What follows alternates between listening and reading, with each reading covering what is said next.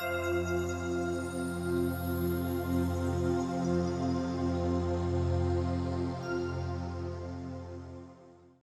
second R, which was rehydrate our fluids. To really talk about rehydration following a workout, it's important to look at what we're doing pre and during our workout as well to stay adequately hydrated. I know for me, one of the worst experiences I ever had during a race was a consequence of being dehydrated. So no matter how long your workout, you need adequate fluids before, during, and after to really prevent dehydration. So your goal when working out is to really start and finish adequately hydrated. And the best way to know if you've done a good job at this is weighing yourself before and after activity. If you've lost weight, you want to up your intake next time. Have a little bit more fluids. We know weight loss of just 2% has been associated with decreases in performance. So it's really essential that you are staying adequately hydrated. If you've gained weight, you want to slow your roll.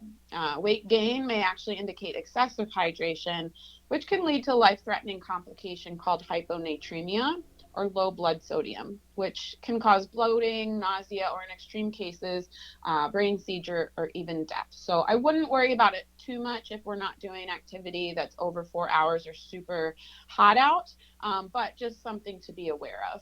Another way you can assess if you're adequately hydrated is use the pee test, which it may sound a little bit gross, but it really works. If the color of your urine is a clear yellow, not too dark, but also not too light, then you're likely adequately hydrated.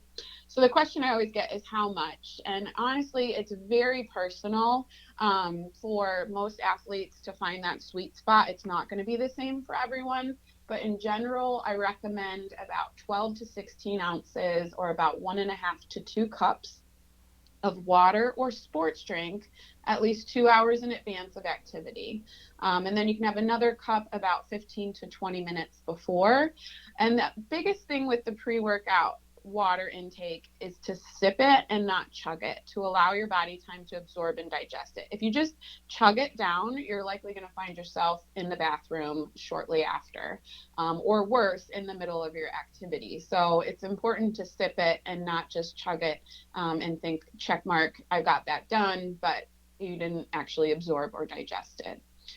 During exercise, I usually recommend about 1/2 to 3/4 of a cup every 15 to 20 minutes. So that's 4 to 6 ounces. And that may sound like a lot, but it's really just a couple of gulps. Every 15 to 20 minutes of water, you should stay adequately hydrated.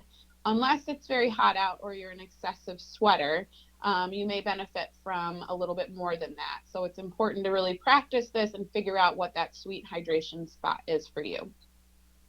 And then following exercise, for every pound of weight that you lost during the workout, you want to actually drink 125 to 150% more than a pound. So a pound is 16 ounces.